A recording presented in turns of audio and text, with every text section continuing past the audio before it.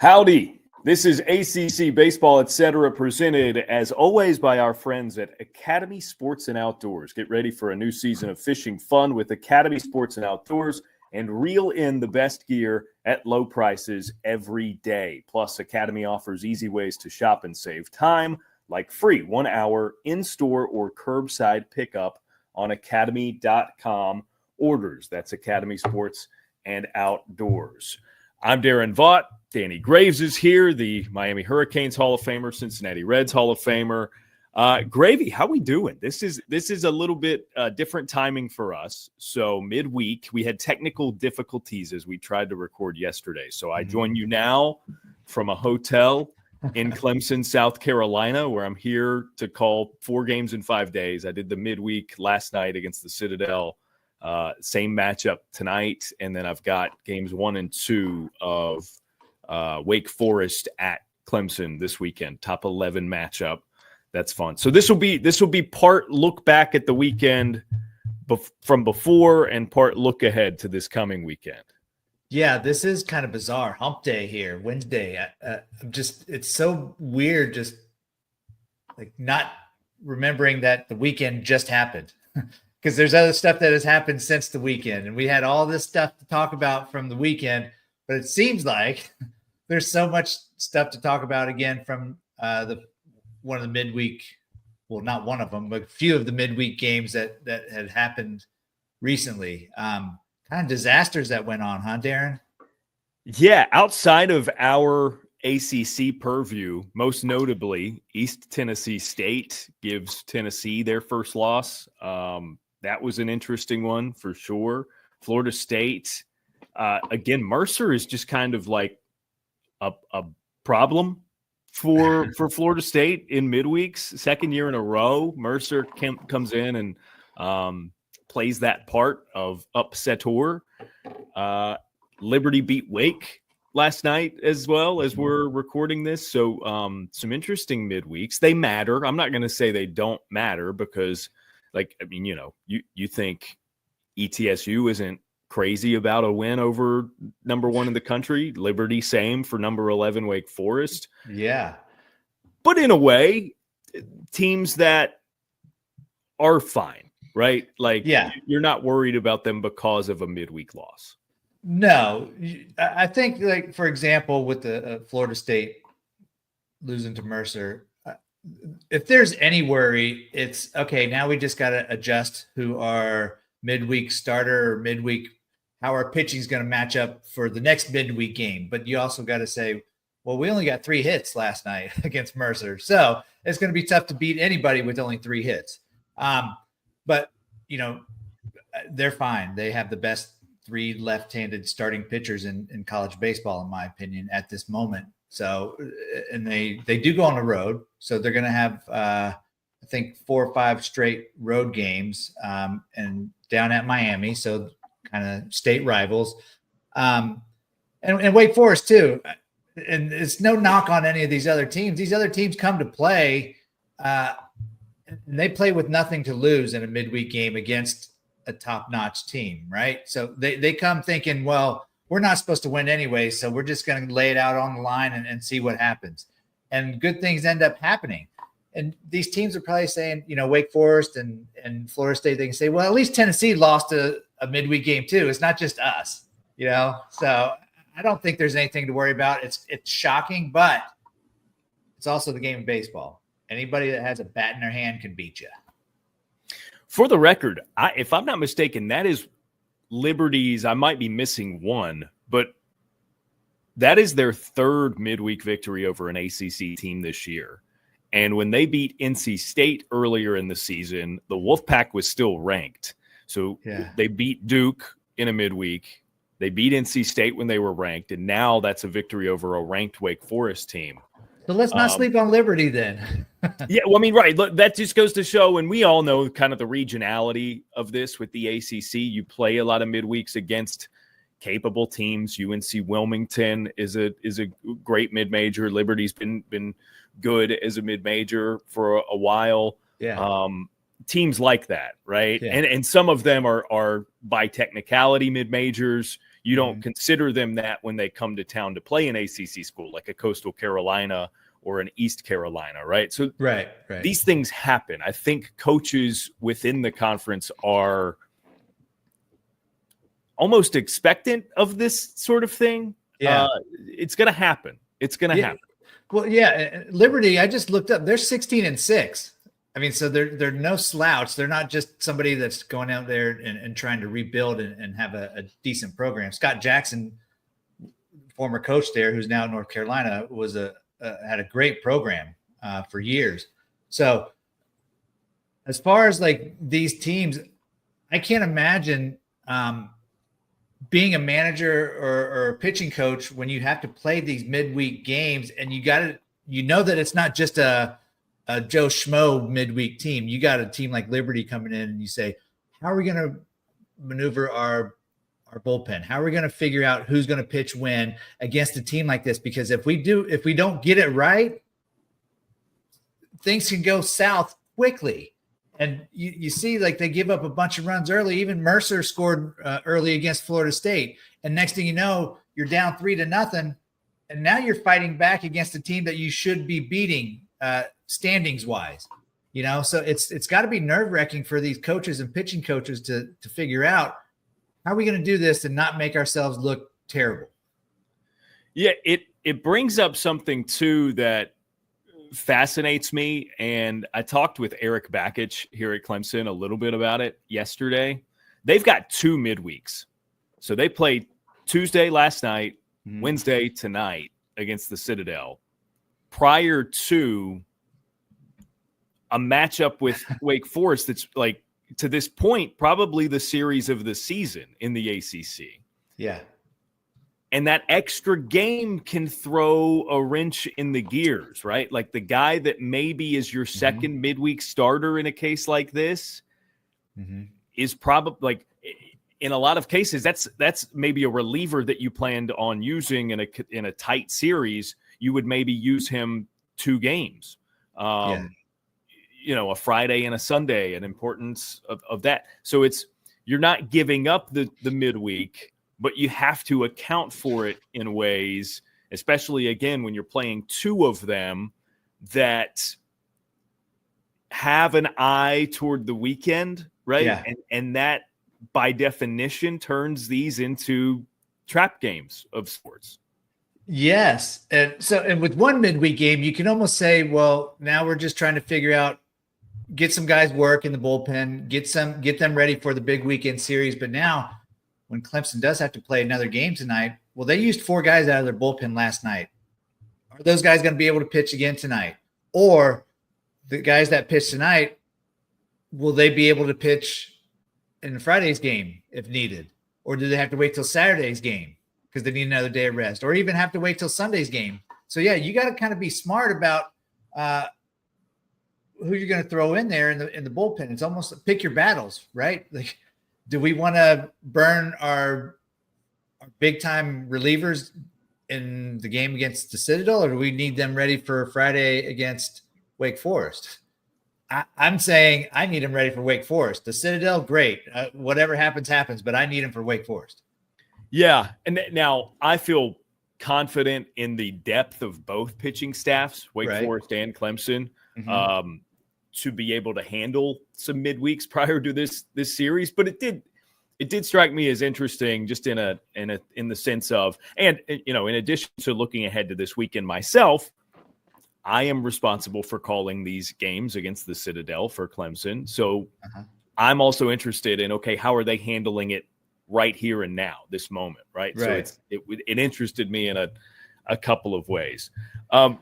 Let's get into this past weekend, because we do have some things we need to mention and at least brush over. I'm going to stay with the Clemson Tigers. Aiden Canuck, ACC Pitcher of the Week. Yeah. 7 one-hit innings of work, a career-high 12 strikeouts. And there is this Friday matchup, to not to look ahead again, but, I mean, I can't help it. Friday, Logan Lunsford on the bump for Wake Forest, Aiden Canuck for Clemson. That is a big-time Game 1 starting pitcher matchup. Aiden Canuck, we knew he was a big game pitcher last year as a freshman, right? And then now you get these performances. There's nobody else that you would want up there against Wake Forest in the biggest series of the year at this point, in our opinion, we're saying, right? He's filthy. I think he's got the best changeup and one of the best changeups for a right-handed starting pitcher in college baseball. Absolutely disgusting. And he's going to be facing a team that hits more home runs than anybody in the ACC. So it's going to be you're lucky, dude, that you're going to be there front and center watching this, man. It's going to be so exciting. Yeah, I mean, Lunsford and Canuck are, if I'm not mistaken, to this point, it might have changed over the past maybe week. Two of the top 5 or so in the country in strikeout percentage for overall starters, relievers, whatever. Right.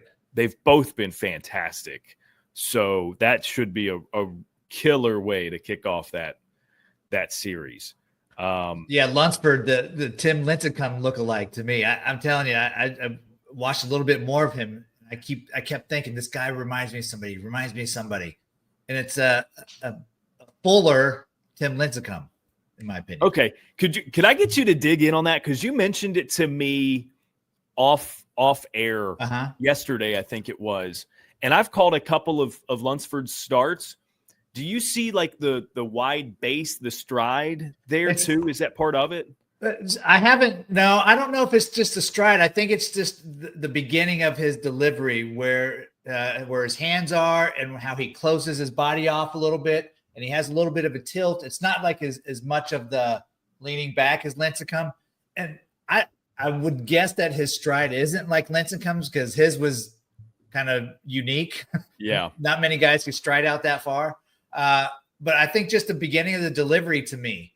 And then obviously you look at the numbers and you see that there's a ton of strikeouts. But in the stuff, it's not Lincecum. Yes, he did throw really hard, but it wasn't like just devastating gas. He had a lot of other secondary pitches, and that's kind of the way that Lunsford is. I remember a couple weeks ago I asked you, like, is it kind of like a Greg Maddux thing? Well, stuff-wise, it's not. He's not going to overpower you, but he's going to dominate you with stuff, if that makes sense. Yeah. No, I like that. You said it, and now I'm going to be paying a little more attention to Lunsford with Tim Lincecum in mind to see what similarities I can get. Tell me what you think, especially in person, man. It might look completely different with the angle that you're going to see him from more. Yeah. So really looking forward to that. We'll get more into that series for this coming weekend. We mentioned the pitcher of the week. Player of the week was Drew Burress, and it was I think Cade Lewis for Wake Forest had a great week. Rentaro hit his first 3 home runs, certainly worthy of being on the ballot.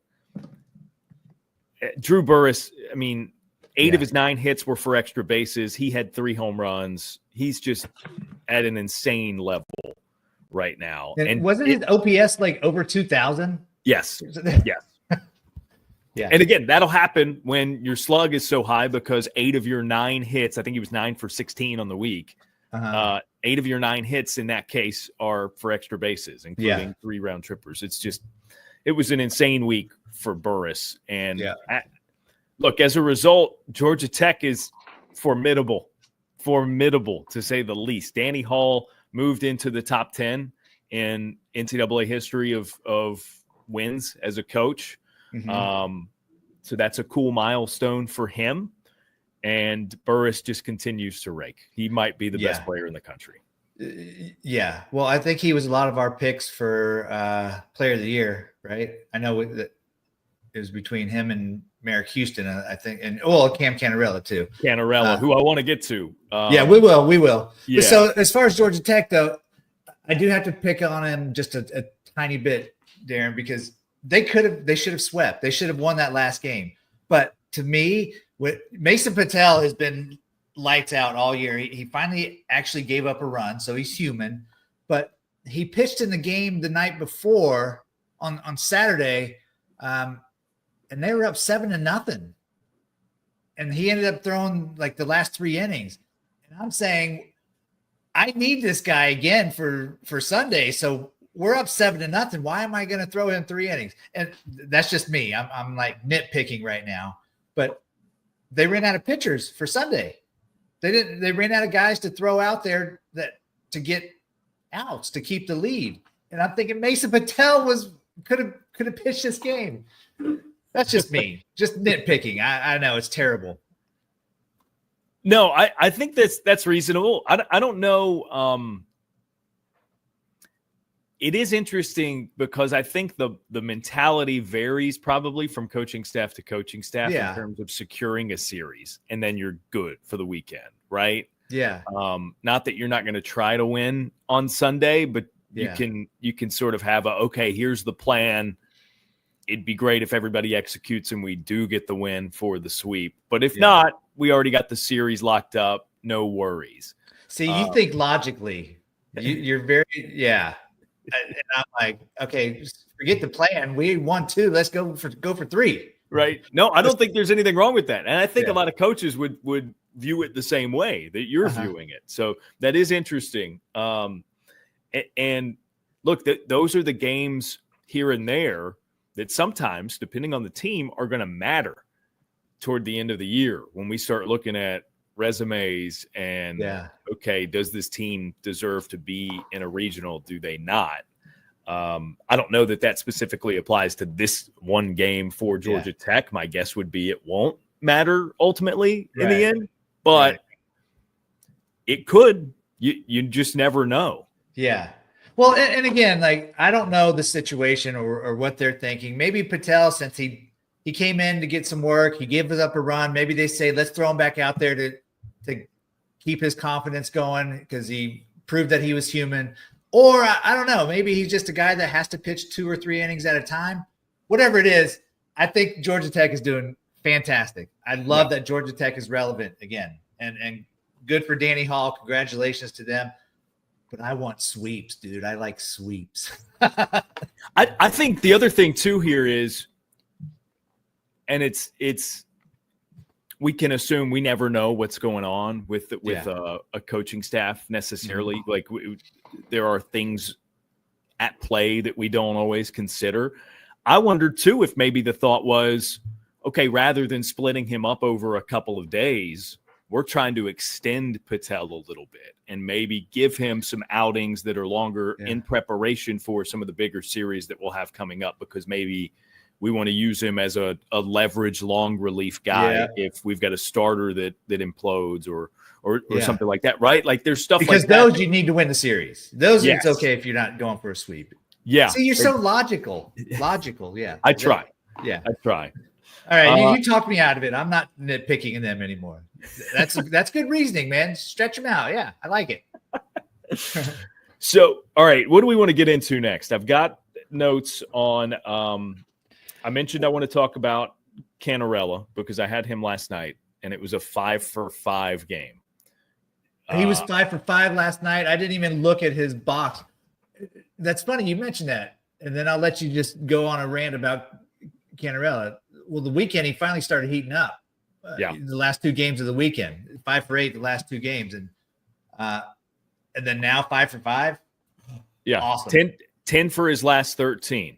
So remember, not even a full week ago, the conversation was, man, wonder when Cam Canarella's bat's going to come alive, right? Yeah. All right. Well, last night he went into the contest back in the 300s. He was at 304 for his batting average. As of his 5-for-5 performance, he shot it up 47 points. He's now hitting 351. Boom. There, just like that. Yep. Cam's back. He's like, I'll shut you guys up. Just give me a minute. And it was so casual the way that he got his 5 hits last night. It was, all right, I'm just going to find a hole and intently ground it through that hole on one side of the infield or the other. Right. And he was doing jobs and moving runners over. There was one where it was a runner was being held at first base. Right. So there's a big gap there. So he hits it on the screws. It's a grounder, but a hot one. And it gets through.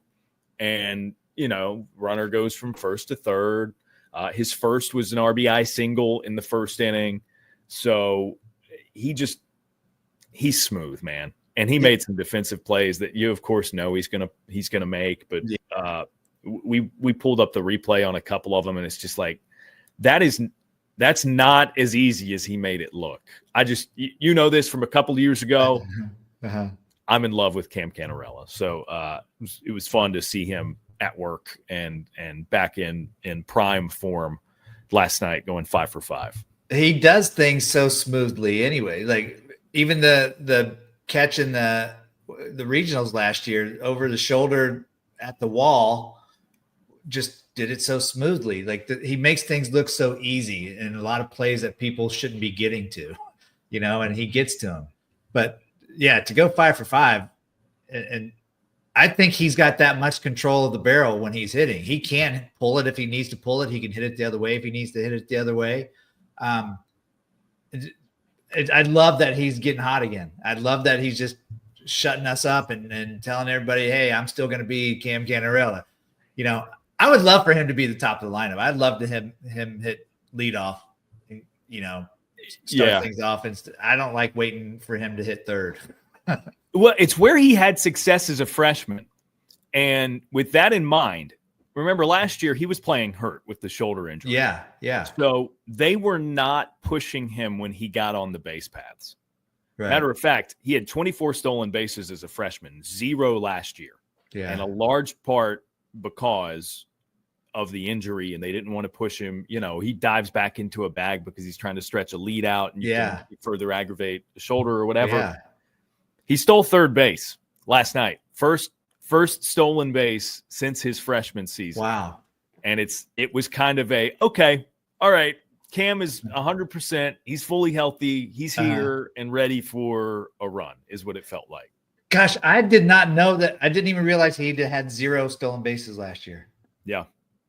I mean, that's smart, though, because you can try to tell a guy even to slide feet first to prevent injury, but still diving back to a base, and you can't take the instincts out of somebody. If he's going to be a head first slide guy, he's going to do it, whether you tell him not to or not, So, yeah. So big night for Canarella. And again, sort of vintage Canarella is why I thought it important, especially headed into a big weekend series. And of course, we'll see how he does tonight against the Citadel also. So it was 5 singles, huh? Yeah. 5 singles. Love it. Just all singles. 2 were punched through the right side of the infield. His last one, they played him poolside shift, and everyone has started to pitch Canarella in a bit more this year and trying to force him to roll over on it and pull it. So they play a big poolside shift. In most cases I've seen against him this year, defensive is, at least in the infield, have played poolside shift. And he inside outed one on the inner half and just poked it through a huge hole on the left side for his 5th hit. It was fun to watch. Really, really fun to watch. Watch out. They try to pitch him in and they miss. He's going to go big fly. Yep. That's it. Rentaro Sasaki. Yeah. Got his first 3 home runs of the season over the weekend. Stanford is in this mode where they're not really playing midweeks, or not a ton of them. They load up on 4-game weekends early in the season to kind of make up for it. But because Stanford, when they travel, maybe with the exception of a trip to Cal, right? They are leaving on Wednesdays, so they've nixed the midweeks for much of their season. So Rentaro hit his first 3 home runs in the last 2 games of a series, and we don't see him again until the weekend. So it's still very, very relevant that we talk about this. Because, well, if they did play midweek, he probably would hit a couple more, because like the balls that he's hitting, those homers, they weren't like cheap homers. They were like, okay, I'm locked in now. What? And you knew, especially at home, you're not going to get cheapies at Sunken Diamond. You're just like, it's a bigger park. But just with the way that he hits, I mean, the hit tool has been there from the start. Yeah. And for whatever reason, they hadn't resulted in home runs. They come close on some, he's hit some extra base hits that one-hop the wall and whatnot. But I mean, he's just a complete hitter. And I think it was important for him to stay within himself and show that early on. But now that he's contacted a few. Yeah. And I said it maybe a couple of weeks ago, right? I thought that once he got the one out of the way, it would come in a bunch. Yeah. And, buddy, the bunch has begun because he walked it off a run rule victory in that same game, 2 home runs. And then in game 3 of the series against Duke, got his 3rd in very quick order. And this guy, like, look, this is the type of guy people were worried about no home runs through 20 games of the season. This is the kind of guy who can correct that and bring it back up to a mean in a hurry, right? Like it would be nothing for now that he's got 3 in their last 2 games. Who's to say he doesn't get 3 in their next 2? And he's got 6 home runs after a 4-game stretch, right? Like that's the type of home run hitter he is. Yes, and I don't think either one of us were ever worried about when he was going to hit a homer and if he was going to even finish with a big number of homers. It's going to happen. I mean, he's proven his whole life that he can hit the ball out of the ballpark. But I think when you come over here from Japan and I know he's been getting acclimated to college baseball and he's been here for a while, but this is the first time he's strapped it on where it actually meant something, right? The season started. This is the first time. So he's adjusting to the pitchers that he has to face and the different pitchers coming in. He's adjusting to the traveling in different ballparks and actually playing with the lights on in America. So it had to have been different for him, but yeah, he proved the first however many games that he can hit. Like he's a hitter, not just a power guy. He's an average guy. And now you throw those 3 bombzillas in there over the weekend. Now coaches are really going to have to say, okay, where are his holes? Because now we know that he can hit the ball out. We know he can hit the ball the other way. He can drive in, run. Now what are we going to do? Now he's starting to show all parts of his game. The biggest thing, they play California this week. The biggest thing for Cal is he got a few days off. So he didn't go back to back to back with all these games feeling good about himself. So that's the only thing you could hope to cool him down is not having him play games. But Rintaro is going to be Rintaro. I never worried about when the home runs were coming. You just know they're coming. And like you said, bunches. College baseball fans, are you ready to turn up the volume on your tailgate this season? Turtlebox Audio isn't just about great sound. They're all about being loud, much like the contact Rintaro Sasaki makes. Whether you're at the ballpark before a game or hosting a backyard barbecue, Turtlebox's rugged speakers deliver booming, crystal clear audio. Visit turtleboxaudio.com and get your hands on the official speaker of D1 Baseball. Yes, let's get us a D1 version turtle box. That's what we need. Oh, yeah, like a branded turtle box with the D1 logo on it, or maybe the ACC Baseball Etc logo on it. Ooh, or both. Yeah. Or both. Why not? ¿Por qué no los dos? Right? I love it. Oh, by the way, I just need to throw Bradley Smart out there, who does ACC Extra for us on the D1 website. Fantastic, dude. I read his stuff on Mondays or Sunday night and Monday morning. You can go the whole weekend without watching any game, not one pitch of baseball, and read what he puts in there, and then you act like it feels like you just watched every single game. It's insane, dude. Insane. Yeah. I'm glad you mentioned it.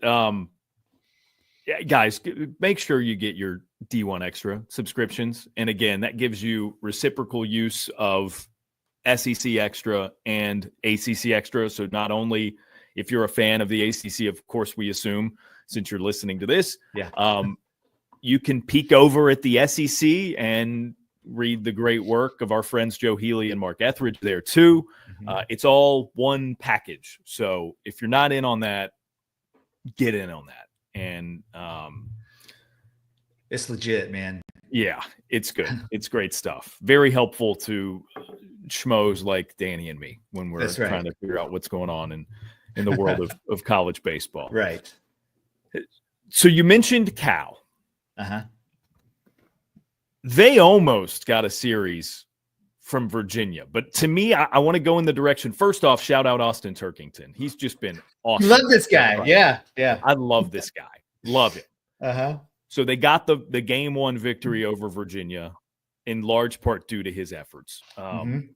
Turkington is a blast to watch. If you need a reason to check out the Cal Golden Bears, look no further than their Friday ace.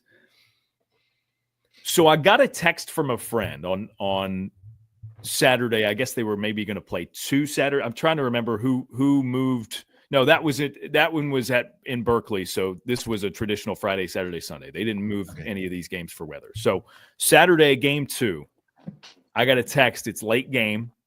And I think Cal was 6 outs away from getting a series victory from Virginia.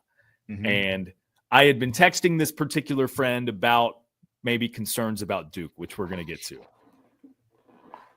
But the comparison was made for UVA also, because both have struggled more than they would have liked to begin this season. So I just sort of, without even really thinking about it, Danny, because I'm not concerned about Virginia, I was just like, no, if they come back and get this one and get the series clincher tomorrow, they're fine. You win the series. I'm not worried about it. And then it comes. Like right after I sent that text, they have the 9-run outburst. And they come back against Cal on Saturday. And then, of course, they still had to win Sunday, but they do, and they get the series. And it made me look very, very smart, is what I'm going to say. But all of that is to say, had they lost that Saturday game, I'm officially in the worry zone for Virginia. But because they took care of business, I believe in this offense. They're gonna hit. Evan Blanco came back this week, was a nominee for Pitcher of the Week, had a couple of appearances. He's thrown the past 2 Sundays for them, I believe, and looks good, looks to be himself. Yeah. They're going to be fine. I don't know that they're going to get back up to number 2 in the country or whatever, they were whatever they got up to. But I think it was 2. Yeah, number 2. I don't know that they're going to get back up to there. Maybe that ship has sailed.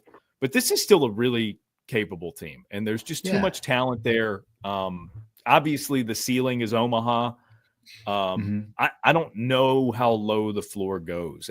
I think at the least it's a good regional team. Yeah, because I think if it wasn't a good regional team, I think they would have let a lot of these games go already.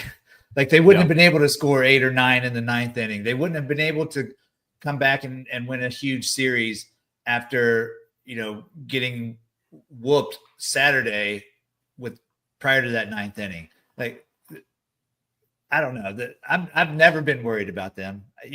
Jay Woolfolk has been great. He didn't do so great this past start, but that's his only hiccup really that he's had all season. He's been great Friday night. And you mentioned Evan Blanco starting to throw the ball good again to go along with the offense. Like, this team is just, it's too good to think that they're not going to be where they need to be when the time comes.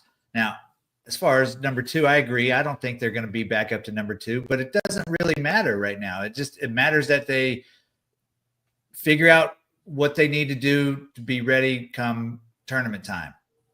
And that's when you need to be playing your best baseball, tournament time. Forget what they preseason ranked. That never stays the same anyways, So I'm just, Brian O'Connor is just too good of a coach to let this slip away, this talent, and not succeed, I will use that to relay into the Duke Blue Devils. I'm going to make a statement, and then I'm as a result of that statement, you'll hear why I am going to be done talking about them. You know the expression, a watched pot never boils? Yeah. We've been watching Duke. They haven't started boiling. I am vowing, this is me, I'm not talking about them anymore. And whether they're actually good or not good, I'm not doing it. I refuse to talk about it anymore. And it's partially in the hopes that if we just ignore it, they'll start to click and they'll start playing the way that we think they're capable of playing. But how far do we get into a season before it's no longer okay? When are they going to snap out of it? And it's just okay, they haven't snapped out of it. You know what I mean? Like these next couple of weeks are going to be crucial for them. They're at Virginia this weekend. Mm-hmm.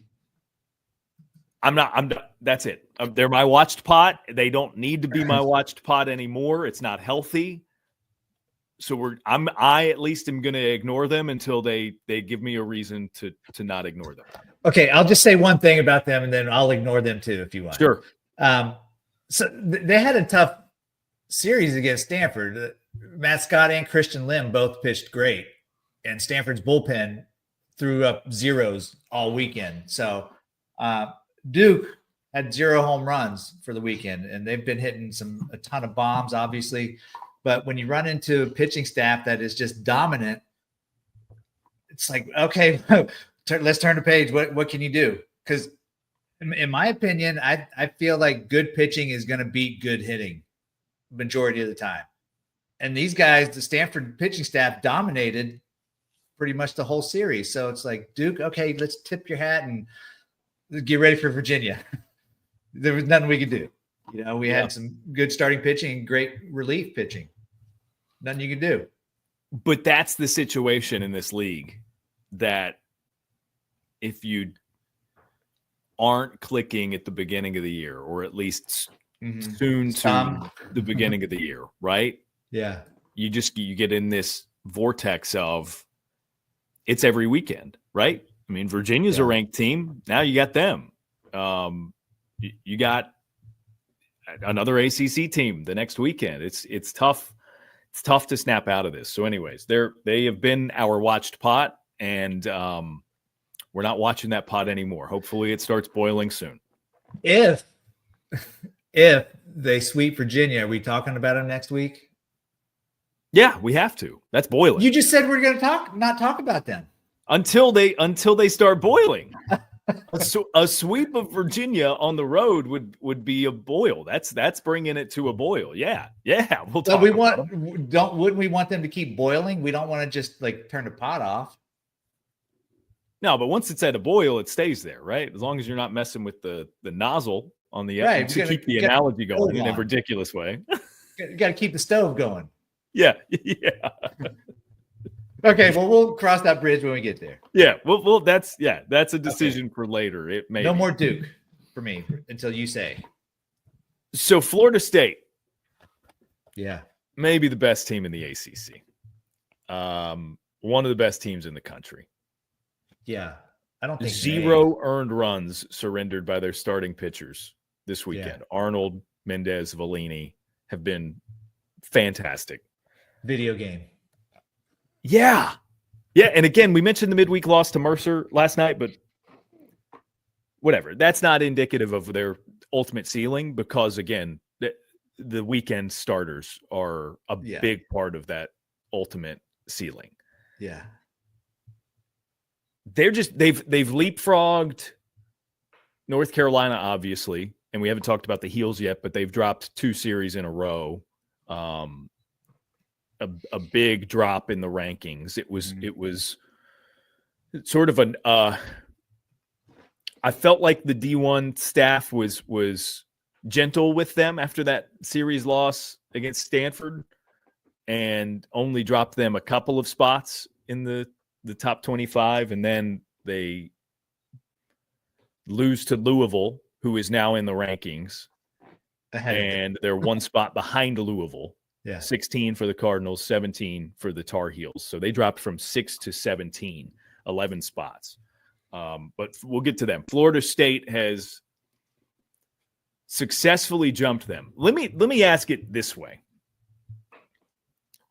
If we were to set up tiers in the ACC, top tier of teams, second tier of teams, who's the A squad? Who's the B squad in your eyes? Florida State, Clemson, Wake Forest. Okay. Right? For sure. Yep. I I'd like to throw North Carolina in there, but I don't know if I can yet. Okay, so that's why I asked this. Yeah.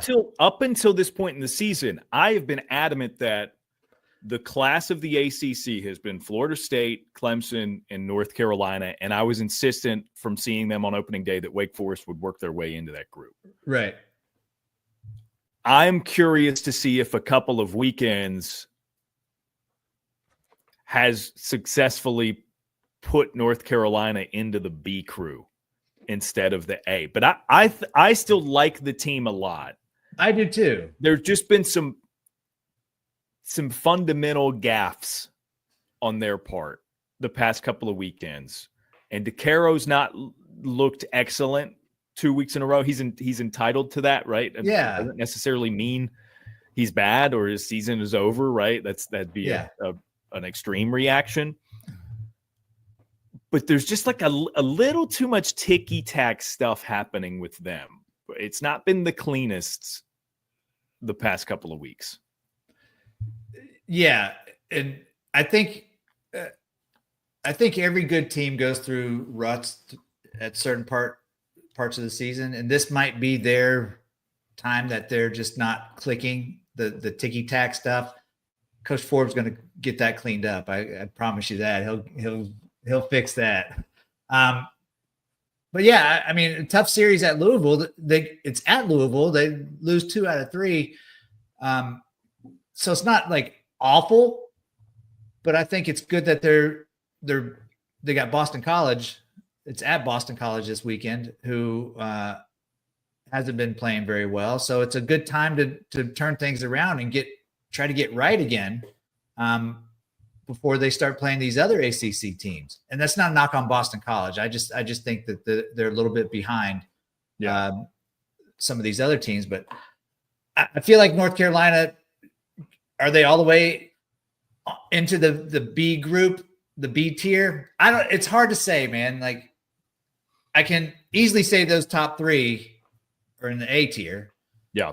North Carolina is almost like, so that player that isn't quite a big league player, but it's better than a AAA player, the 4A player that they call them. Yeah. Quadruple A is the expression, right? Yeah. So I think that's where North Carolina is right now. They're just trying to figure out how to correct some things and make the adjustments that they need to get back to that tier, to get back to the big league tier, But again, I'm not worried about North Carolina.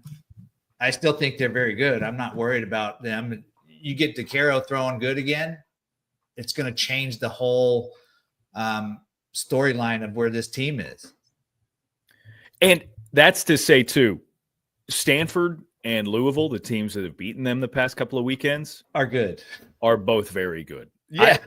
We could be talking about these tiers in a month, and it's possible Stanford and Louisville have worked their way into the A tier. Yes. Louisville's 17-3, dude. And Stanford is 15-3. So Stanford at the time of the series win was like begging to be ranked, right? Uh-huh.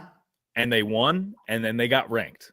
Louisville at the time of their series with North Carolina, a lot of people were wondering why they weren't in the top 25 already, but they beat North Carolina 2 out of 3, and then you see them pushed up into the top 25. I mean, these aren't, these aren't bad series to lose for North Carolina.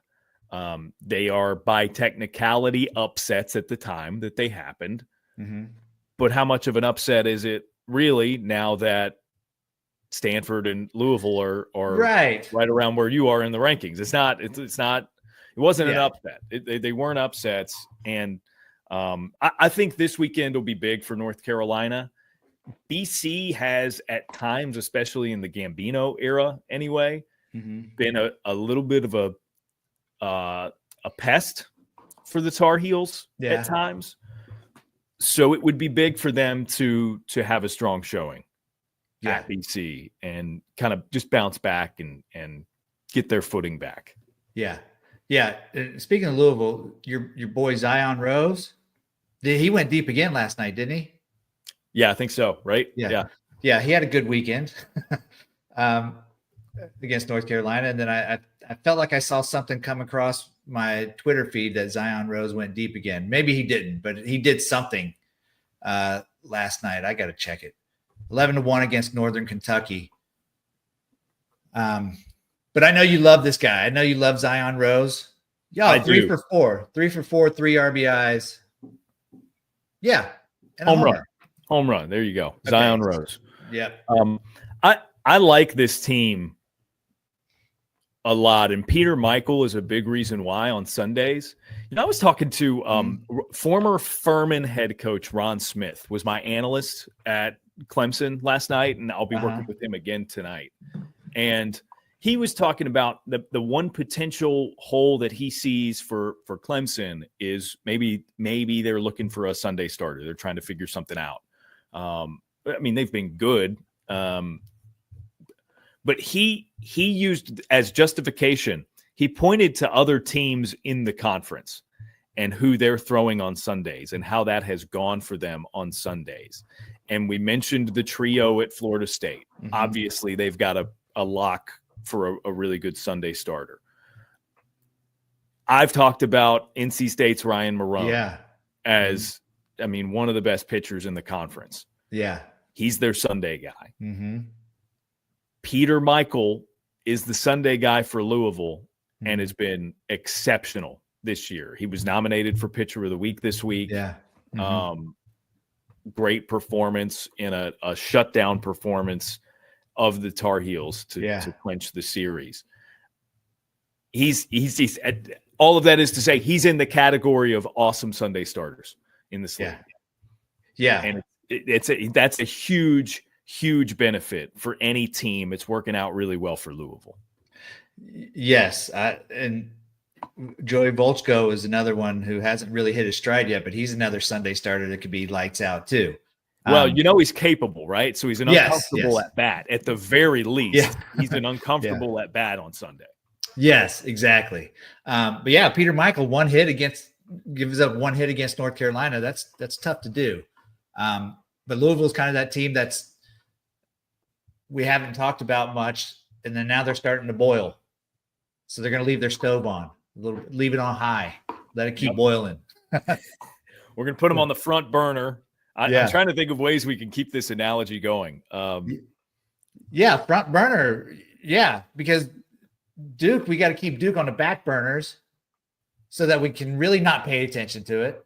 Yeah, we're going to put them we're going to put them in a tea kettle so that when it does start boiling, they'll start whistling, right? Okay. We don't have to, right? That's what it's going to be. All right. That's the analogy. All right. Quick mention of NC State, because we've sort of offhand mentioned them a couple of times. Mm-hmm. One of the keys for them was getting Derek Smith back, and we've been talking about getting Jacob Duden throwing like the dude, as he is known. Mm-hmm. They both threw an inning last night in their midweek. Duden, 2 strikeouts, clean frame of work. Mm-hmm. Derek Smith, it's the second consecutive Tuesday he has thrown. His only 2 outings of the season. He went an inning in both, and so he's through 2 innings, 6 strikeouts. It's pretty good. Looking okay. Yeah. Looking okay. But it feels like maybe this is the weekend that they're going to showcase him. Probably work him into an ACC series. And work Smith into some big innings, meaningful innings. Yeah. Because they need him. They need him for sure. And they've got some bats heating up. NC State, like Chris McHugh fascinates me. He wears number 27 for Mike Trout. Uh-huh. And if you look at him when he swings a bat, it's very Trout-like. Really? Yeah. You pull up some video or take note of it next time you watch NC State. Yeah. He homered last night. Luke Nixon homered last night. Josh Hogue homered last night. Hogue was the one that is coming off of that injury. So at the beginning of the season, I wondered, they had him toward the bottom of the order, and it was like, okay, when's he going to come alive? Because when capable or when healthy, when 100% and really clicking, Hogue was their leadoff batter before he got hurt last year. So he's a top of the order kind of guy. Yeah. They've moved Justin DeCrisio into that role. He's still giving competitive at bats for sure. Like they're starting to figure some things out. Braden Fraseman as a JUCO transfer has looked really good at the plate. Their state's coming along. They're coming along. And offense was the big question mark coming into this season, right? And now you're getting all this offense. That's got to be a great sign. Elliott's got to be feeling good. Yeah, I think he's feeling good about the way that it's coming together. It just like I mentioned it early in the year. Last year, they relied a lot on grad transfers and, if not grad transfers, established players who were juniors, like an Eli Serrano or a Jacob Cozart. There was a lot of experience in the lineup, whether or not with NC State last year.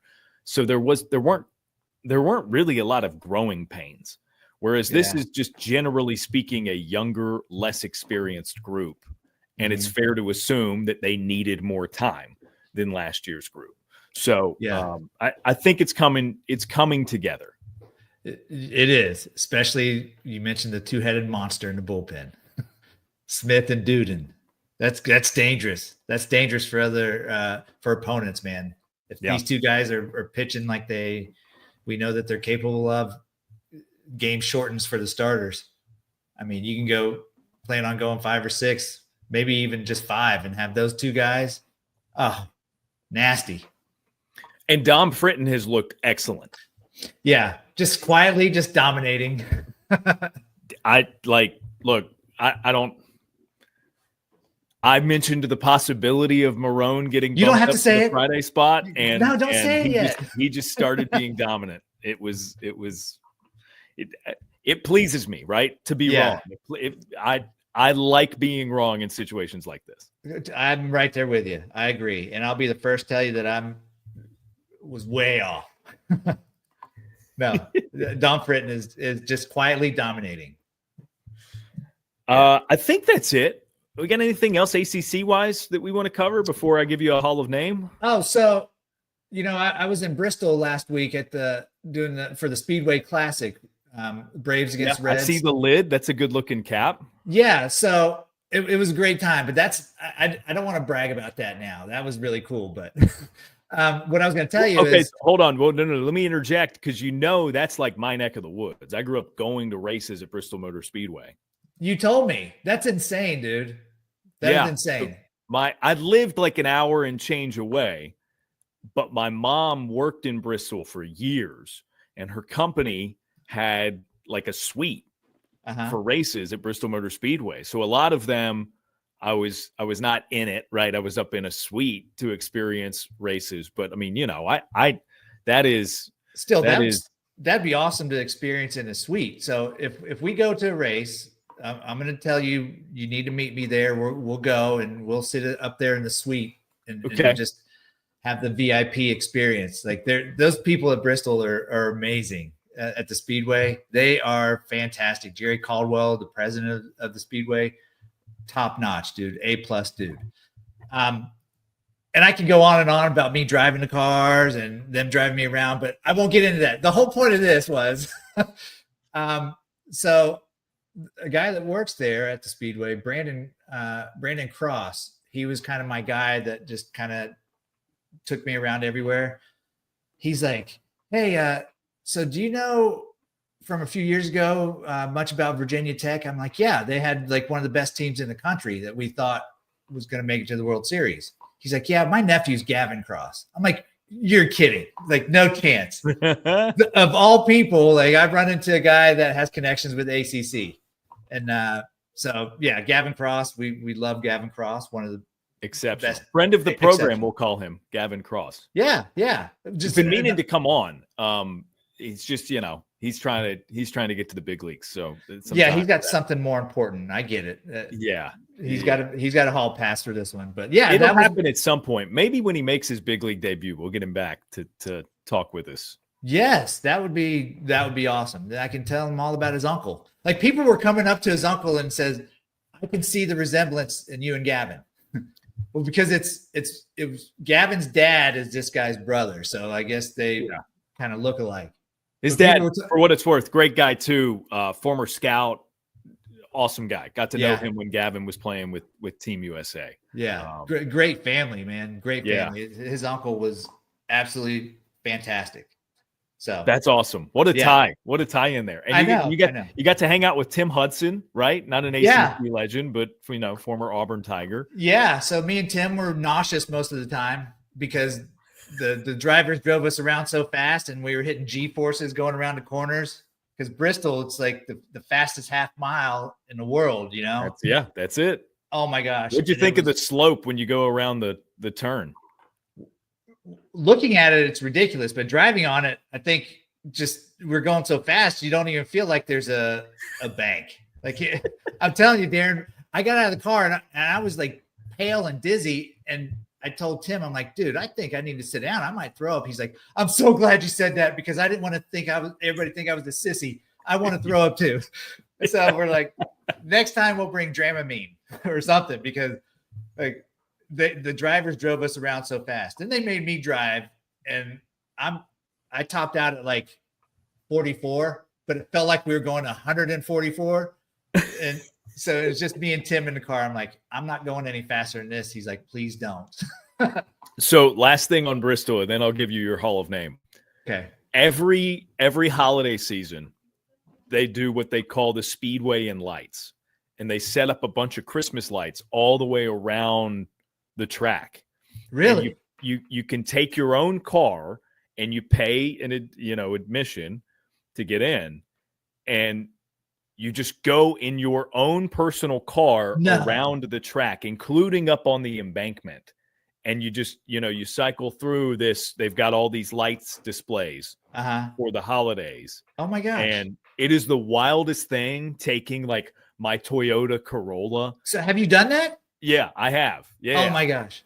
Several times. I mean, it's like a tradition, right? It's families make it a thing every year at Christmas or to go do that. So I've taken my own personal car and driven, like, you go very slow, but that almost makes it more unsettling. Yes. Because you're on this embankment and you're just putting at 25 miles per hour or whatever. You feel like you're going to tip over? Yeah. So anyway, it's the wildest thing. Yeah. But I'm glad you got to whoop that up. The Speedway Classic is, when is that? August? August 2nd. Yeah. August 2nd. Braves, Reds. Yeah. Very cool in that area because those are the two. Like at Bristol Motor Speedway, they recently did the Virginia Tech Tennessee football game there, and it was the perfect setup because that is like basically the line. If you grew up east of Bristol, you were probably a Virginia Tech fan. If you grew up west of Bristol, you were probably a Tennessee fan. And my understanding is, baseball-wise, it's a little different because the Braves are kind of like the team of the Southeast. But west of that, you were probably a Reds fan. So it's interesting you say that because Bristol is almost the dead center between Cincinnati and Atlanta. It's like roughly 300 miles to each place from Bristol.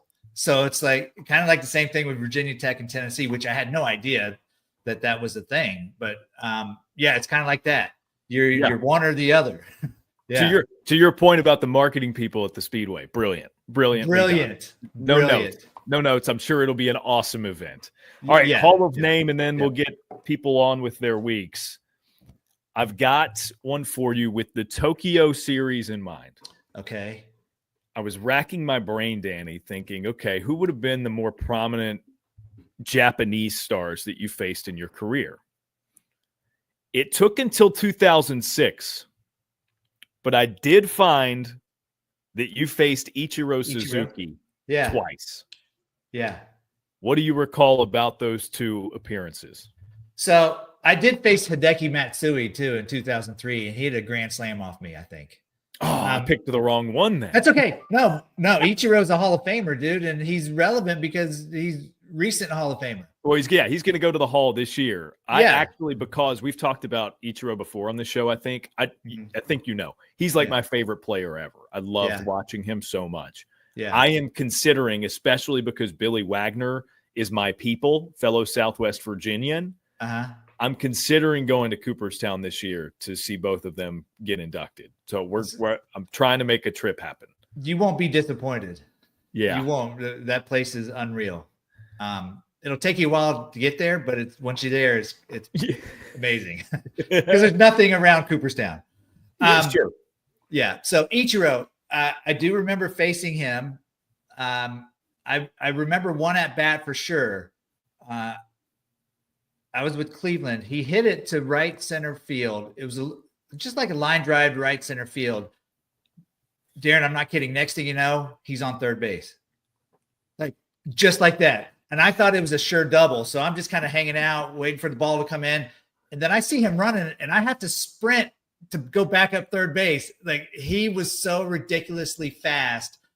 Just unbelievable watching him run around the bases. And I didn't care that I gave up a triple. I don't know what the other at bat I did that he did off me, but that triple, right? It was a triple.